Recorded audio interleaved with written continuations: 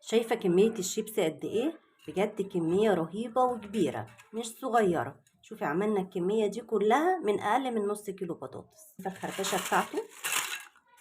شايفة؟ جميل جميل جميل. احنا عاملينه بطعمين، عاملينه بالطعم الخل. شايفة التسوية بتاعته عاملة ازاي؟ شايفة القرمشة؟ بجد تحفة. شايفة عامل ازاي؟ هيعجبك جدا. وعملنا كمان بطعم الشطة والليمون، ده بطعم الشطة والليمون. بصي، وصفة ناجحة 100% ومن غير أي افتكاسات ولا حاجة زايدة هنجيبها من بره. يلا بينا نخش على الطريقة ونشوف هنعمل معانا الشيبس الخطير ده ازاي في البيت. بصي، مقرمش وجميل جدا، هيعجبك جدا ان شاء الله.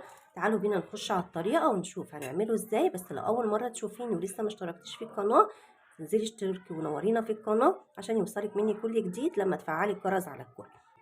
تعالوا نعمل مع بعض البطاطس الشيبسي في البيت بطريقة سهلة وبسيطة ومن غير تعقيد وبمكونات موجودة في كل بيت. أنا جبت الكمية اللي انت حباها من البطاطس، قطعناها وحطيتها في مية عادي من الحنفية بالشكل اللي انت شايفاه ده. وعشان الشيبسي معاكي يطلع مقرمش وما يطرش معاكي بعد كده، لازم تكون نوع البطاطس بتاعتنا شيبسي، يعني يكون تحمير. نوع تعملي بيه الشيبسي البطاطس اللي فيها النقطة الحمراء دي بتبقى تحمير وبتبقى شيبسي وبتبقى تحفة قوي. لو مش موجودة عندك الشباسة دي، تقدري تجيبي المبشرة موجودة في أي بيت وتبشري بيها من الناحية دي كده، هتطلع معاكي بنفس النتيجة. نجيب البطاطس بتاعتنا وهنبتدي نبشرها بالشكل ده كده، تتبشر معاكي بسهولة جدا وما بتاخدش معانا وقت خالص. بصي البطاطس بقى طالعة عاملة ازاي، بصي قد ايه رفيعة. هعمل الكمية كلها اللي معايا بالشكل ده. بشرنا كمية البطاطس كلها اللي معانا بالشكل ده، هبتدي انزل فيها بمية نظيفة من الحنفية برضه. هسيبها حوالي دقيقة في المية دي كده لغاية ما تنزل النشا كله اللي فيها، لان انا مش عايزة يكون فيها نشا خالص، لان النشا ده اللي هيطريها معانا لو فضلت محتفظة بيه. فانا عايزة انزل كل كمية النشا اللي في البطاطس بتاعتنا. هسيبها حوالي دقيقة في المية دي كده وبعد كده هشطفها كويس قوي تحت المية. تعالوا نحضر مع بعض الأطعمة بتاعة الشيبسي اللي هنعملها دي. أكتر طعمين بيحبوهم الناس كلهم، مفيش حد بيختلف عليهم، الشطة والليمون والملح والخل. وهقولك برضو لو حبيتي تعملي أي طعم تاني من الشيبسي هقولك تعملي ايه. حطيت هنا معلقة صغيرة من الملح، وهنا برضو هحط معلقة صغيرة من الملح. هنعمل الأساس الأول، يعني ده اللي هنضيفه هنا هنضيفه هنا، ده الأساس لسه الطعم. ملح صغيرة هنا ومعلقة ملح صغيرة هنا، معلقة كبيرة خل.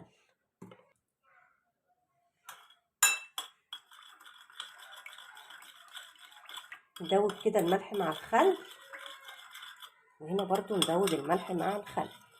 ده يا جماعة الأساس بتاع أي شيبسي، لكن مش ده لسه الأطعمة لسه. مية سخنة بتغلي، ولازم تكون مية سخنة بتغلي يا جماعة. هزودها كده.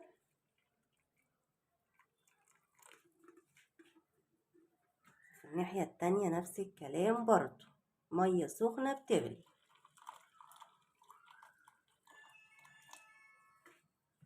ونقلب برضو كويس كده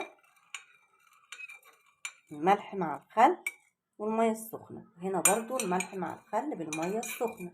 وبقى نشوف الأطعمة بتاعتنا اللي احنا هنحطها. احنا قلنا هنعمل الأولاني ده بالشطة والليمون. هنحط كده الليمون نعصره،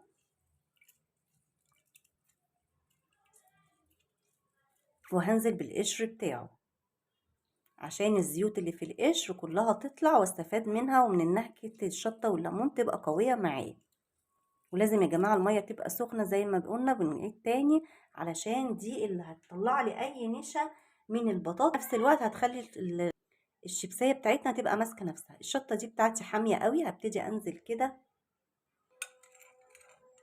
قلبنا الشطة كده معانا والليمون ده كده اول نكهة معانا خلاص جاهزة.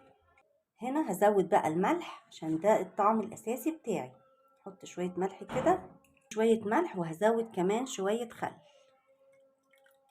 هنبتدي نقلب الخل مع الملح مع المية السخنة دي كده النكهة التانية.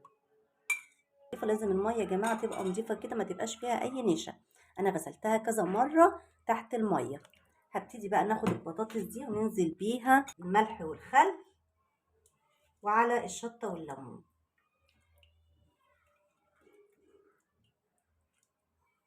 قلبي بقى كده البطاطس بتاعتك كويس في الشطة والليمون كده عشان تتحيق وتبقى كلها متحيقة كويس. وبرده اللي بالخل هنقلبها كويس. بقوا مجهزين معانا، هنسيبهم في المية السخنة دي حوالي دقيقة عشان اللي يبتدي البطاطس تتشرب من الحياء اللي احنا حاطينه فيها، وفي نفس الوقت تتطعم كويس، ولو فيها اي نشا لسه باقي هينزل في المية السخنة دي. لازم يا جماعة تكون مية سخنة بتغلي. طب انا لو حابه اعمل اي طعم تاني، لو حابه تعملي باي اطعمه انت حباها، كباب، جبنه متبله، جبنه عاديه، اي اطعمه انت حباها تقدري تجيبيها من عند العلاف، بتتباع بودر، وتقدري تضيفيها في الميه السخنه في الوقت ده. تعالوا نسيبها كده حوالي دقيقه ونرجع نحمرها مع بعض.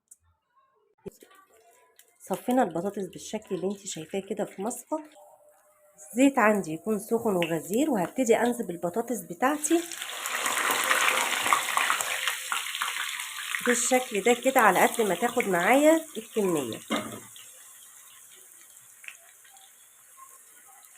هي مش هتاخد معانا وقت خالص، وما تقلبيش فيها كتير. اول ما تحطيها كده على النار سيبيها هي تاخد وقتها لوحدها في السوا، مش هتاخد معاكي وقت لان هي متقطعه رفيع. حمرنا اللي بالخل، تعالوا ننزل يلا بالشطه والليمون. التسويه بتاعته عامله ازاي؟ سمع الصوت بتاعه خطير. تعالوا نشوف اللي بالطماطم. ده اللي بالطماطم اهو، شايفه كله طالع مقرمش كده وجميل، نفس الشيبس اللي بنجيبه من بره بالظبط. شايفه بجد في منتهى الجمال، هيعجبك قوي. جربي الطريقه. وده كده الشكل النهائي للشيبس بتاعنا. يا رب الطريقه تكون عجبتكم. لو عجبتك الطريقه ما تنسيش تحطي اللايك وتعملي اشتراك في القناه لو لسه ما اشتركتيش، وتفعلي زر الجرس تخليه على الكل عشان يوصلك مني كل فيديوهاتي. وانتظروني في فيديو جديد ان شاء الله.